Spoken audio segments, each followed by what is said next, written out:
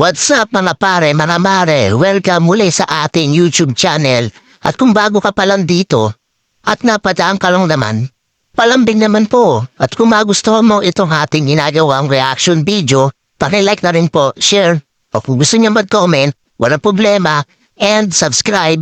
At kung lagi at gusto niya palagi na lagi kayo updated sa ating mga ginagawang reaction video, huwag niyo pong kalimutan pindutin ang notification bell. Let's go! Huwag na natin patagalin to. Totally tanggalin.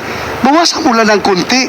Idagdag mo sa defense para makabili tayo ng barko na may malaking powerful na yung pump, malang water pump na pag binuhusan din ng tubig ng China, ng Chinese ship, maka-respond tayo, tubig sa tubig. Bakbakan din sa tubig dito. Din, yun lang naman ako, sir, ha? Awang-awa na tayo sa ating mga pwersa doon. Forgive me.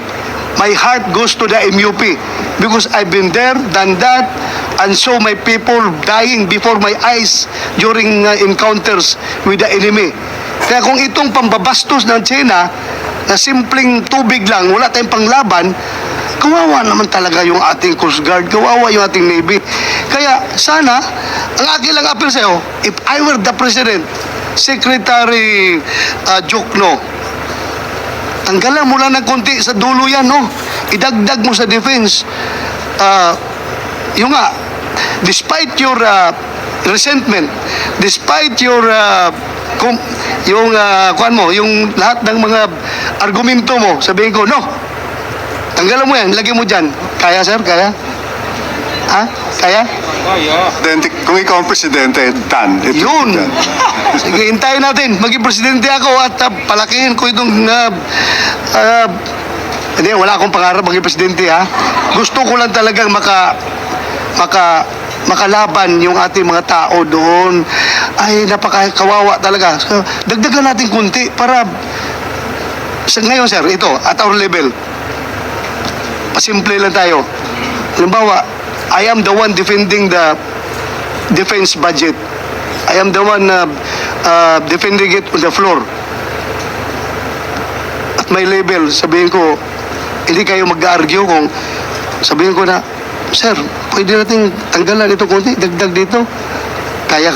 Kaya, sir? Hindi kayo mag-revolusyon? DBM. Hindi na po, sir, ako budget secretary. Yung budget, yung, yes. At least, kayo pa rin kukonsultahin eh. Kayo ang economic team eh. Kayo ang economic team. So, magkukonsultahan pa rin kayo.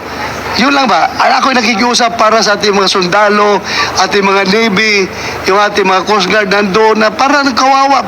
Palagi na, tinatanong ko, anong masasabi mo, General Bato, Senator Bato?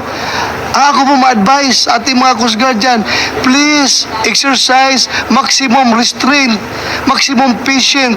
Huwag kayong mag-start ng war. Huwag kayong lumaban, huwag nyo putukan yan ng baril dahil it will start a world war kapag magsimula yan. So sabihin ng ating mga Coast Guard, hanggang ganyan na lang yung kuwan mo, sir. Hanggang ganyan na lang yung magagawa mo, pakiusap sa amin, senador ka man, dapat mag-allocate kayo ng pondo para sa amin, makabili man lang kami ng malaking water cannon na panglaban o kaya yung laser. Kasi nabubulag na kami, sir, tinamaan yung mata namin. Ililiserin rin namin yung mga insect na yan para may panglaban kami. So, yun lang, sir, sa akin. Baka pwedeng, I am the one defending the defense budget. Senator Bato, ito lang naman, as senators, yun lang naman ang aming may tulong sa mga sundalo natin, mga Navy, mga sailors at mga Coast Guard na nandun ngayon sa West Philippines. Kawawa. Makita mo yung sitwasyon na BRP Sierra Madre. Kung makita mo, how many years na sila nakatira doon, yung mga Marines natin. So, parang ako, galing ako dyan sa sektor na yan, tapos ngayon, senador na ako ngayon, wala mo lang ako may contribute para ma-alleviate yung buhay nila doon sa mga puro kalawang na Sierra Madre. Sana magtutulungan tayo. Yun lang naman sa akin. Matulungan natin sila. Magkano yun? Magkano? Sir, hindi po, tinatanong ko po yung staff. Mr. Chair, yes po, naintindihan po namin yung need, especially now. That's why, given our limited fiscal space, we still tried to increase the budget po of our defense sector. In fact, the share is from 4.4 to 4.9%. And ganun din po sa Philippine Coast Guard because we understand during the budget deliberations po is that meron po silang mga barko pero wala pong ammunitions yung mga barko po natin. That's why we also provided a sum for that para po makabili sila ng ammunition po para sa mga barko nila. But we also asked them na siguro po in the future, maybe proper planning also is necessary because when you buy something, sana po kumpleto para mapondohan po natin lahat. Because yung previous years po, they just bought the boat, wala pong ammunition, and then they will tell us kulang yung ammunition. So maybe yun po. So siguro po in our future budget deliberations and when they present their budget, we'll have a clear picture po of what they need exactly. But we try to put budget po for the ammunitions po ng mga existing na mga barko na meron po yung Philippine Coast Guard. Okay na sa akin yun, na marinig coming from you that your mind is on the budget and your heart is on the feeling of our Filipino sailors and marines na nandoon sa West Philippine Sea.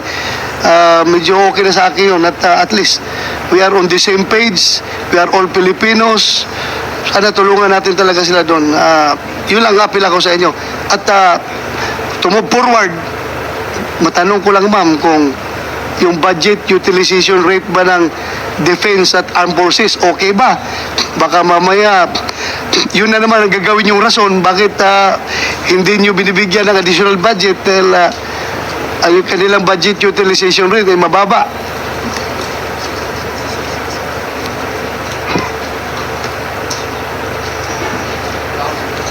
Wala pa, wala. Anyway, pero mataas mataas. Ay, salamat naman. Salamat naman kung mataas. Mataas po. It's almost 60% po yung obligation rate and 75% po yung disbursement rate. So, mataas po. Yes, thank you, ma'am. Mr. Chair, ilang minutes pa ako? Actually, you've consumed 12 minutes. 12 na? Yeah, of the allowed 10. Your Honor. Okay. So, Ayan guys, no, natapos na tayo dati sa natapos na tayo dito sa ating bagong ginawang reaction video. Napaka-easy lang, no? Pinakinggan lang naman natin yung reaction dito o concern dito ni Senator Ronald Bato de la Rosa. Sa concern niya, no, wala akong masabi. Tama naman talaga yung kailangan ng budget para paano pag binomba tayo rito ng mga ewan ko anong mga utak meron yan, Chinese na yan, nakakabawi tayo, di ba? Makakabawi kayo, guys. Mag-react kayo or mag-comment kayo dito sa ating YouTube channel para malaman ko rin kung ano yung mga sagot nyo or mga question nyo pa. Gawan natin ng reaction video. So, i-comment nyo kung ano yung mga gusto nyo pa at baka mas alam nyo yung mga latest pa bukod dito sa mga ina-upload natin dito sa ating YouTube channel, no? So yun guys, maraming salamat. Siyempre, di ako magsasawang magpasalamat po sa inyo dahil tuloy-tuloy po ang pag-angat natin sa subscriber, lalo na sa viewers natin. Thank you so much. Sobrang na-appreciate ko kayong lahat. At sa mga comment nyo, patuloy kong sinasagot naman. Bad man yan or good. Walang problema sa akin, good news man yan. Nasagutin natin ang yan. Siyempre, hindi naman tayo. Yan lang guys, maraming salamat. Don't forget sa mga napadaanan niya at magustuhan mo itong video at reaction video natin. Palambing na rin. Pa-subscribe kung magustuhan mo. Thank you so much and I love you all. God bless. Bye!